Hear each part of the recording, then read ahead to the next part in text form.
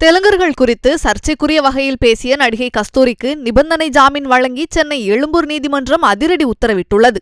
அண்மையில் நடைபெற்ற பிராமணர்கள் நிகழ்ச்சியில் பேசிய நடிகை கஸ்தூரி தெலுங்கு மக்கள் குறித்து சர்ச்சைக்குரிய வகையில் பேசியிருந்தார். அதன் அடிப்படையில் 4 பிரிவுகளில் வழக்கு பதிவு செய்த காவலர்கள் கஸ்தூரியை தனிப்படை அமைத்து தேடி வந்த நிலையில் ஹைதராபாத்தில் பதுங்கியிருந்தது தெரியவந்து அவரை கைது செய்து நீதிமன்றத்தில் ஆஜர்படுத்தினர். இந்த வழக்கில் சென்னை எழும்பூர் நீதிமன்றம் இவருக்கு நிபந்தனை ஜாமீன் வழங்கி உத்தரவிட்டுள்ளது. முன்னதாக கஸ்தூரிக்கு வரும் 29ஆம் தேதி வரை எழும்பூர் நீதிமன்றம் நீதிமன்ற காவல் விதித்திருந்த நிலையில் இந்த வழக்கில் பிணை கோரி அவரின் வழக்கறிஞர் மனு தாக்கல் செய்திருந்தார்.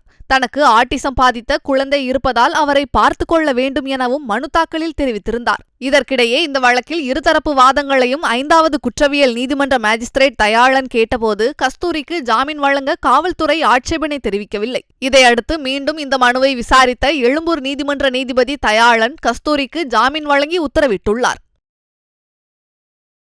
செய்திகளை உள்ளது உள்ளபடி தெரிந்து கொள்ள ரெஃப்ளெக்ட் நியூஸை சப்ஸ்கிரைப் பண்ணுங்க.